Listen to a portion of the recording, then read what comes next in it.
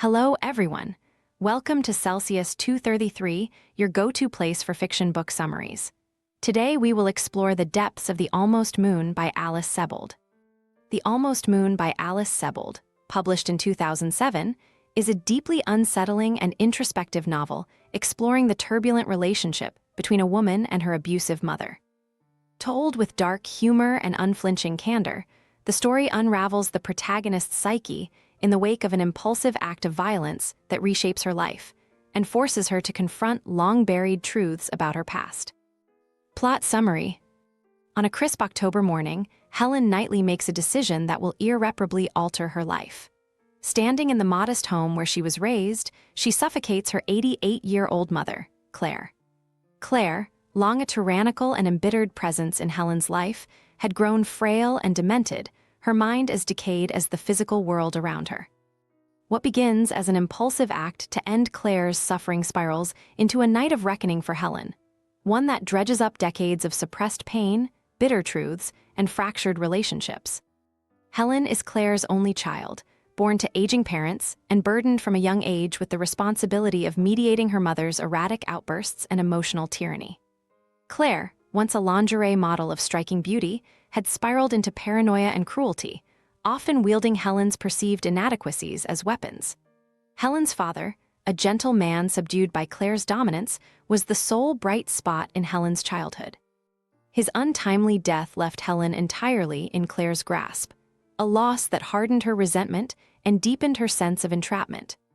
In the hours after Claire's death, Helen methodically cleans her mother's body, a ritual she approaches with equal parts duty and detachment. Yet, as she tends to the corpse, memories surface like jagged pieces of glass. The specter of her childhood looms large, from Claire's violent fits of rage to the suffocating weight of her expectations. Each act of care Helen performs for Claire's lifeless body feels like penance for a lifetime of resentment. Helen's sense of control soon begins to unravel. Her first instinct is to confide in her best friend, Natalie, a straightforward and compassionate woman who has always been a stabilizing force in Helen's life.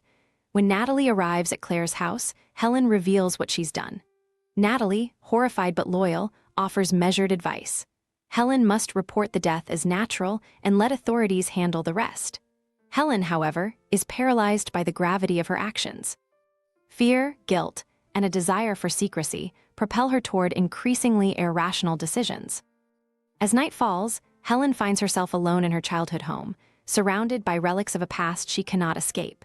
She recalls her tumultuous marriage to Jake, an art professor whose infidelity and emotional distance mirrored her own inability to form healthy attachments. Their union, though brief, bore two daughters, Sarah and Emily. While Helen has always craved intimacy with her children, her struggles with her own mother left her ill-equipped to provide the warmth and stability they needed. Desperate for solace, Helen reaches out to Jake, whose voice on the other end of the line is as familiar as it is distant. Their conversation is marked by an uneasy blend of nostalgia and estrangement. Jake, sensing Helen's distress, offers to help, but Helen remains evasive, unwilling to reveal the full extent of her turmoil. She knows that involving him would unravel the delicate web of control she's trying to maintain.